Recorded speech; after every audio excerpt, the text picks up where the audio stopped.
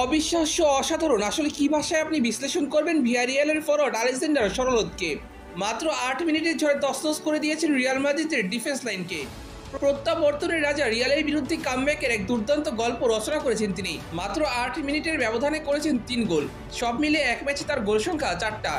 আগে লিগ শিরোপা নিশ্চিত হওয়ায় রিয়ালের জন্য ম্যাচটা ছিল শুধুই আনুষ্ঠানিকতার। তাই নিয়মিত ফুটবলারদের বিশ্রাম দিয়ে বাকিদের গেম টাইম দিয়েছেন রিয়াল কোচ কার্লো আনচেলত্তি।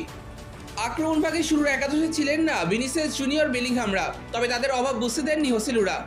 ম্যাচের ১৪তম মিনিটে ব্রাহিম দিয়াসের পাশে বক্সে বল পেয়ে বাঁ পায়ের শটে দলকে এগিয়ে নেন গিলের।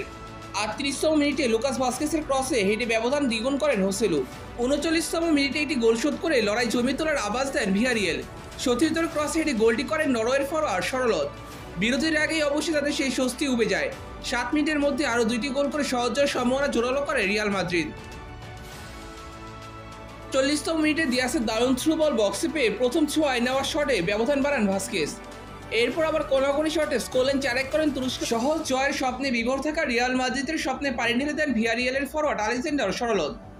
ম্যাচের ৪৮তম মিনিটে হেঁটে গোল করে ব্যবধান কমান আলেকজান্ডার। এরপর ৫২ মিনিটে Real defender Militão slide tackle করে আটকানোর চেষ্টা করেছিলেন আলেকজান্ডারকে, তবে মিলিতাকে পাশ কাটিয়ে বল জালে জড়ান তিনি। ম্যাচের ৫৬তম মিনিটে আবারও গোল করেন আলেকজান্ডার। এবার তাকে ক্লোজ ডাউন করে আটকাতে ব্যর্থ হন মিলিতা।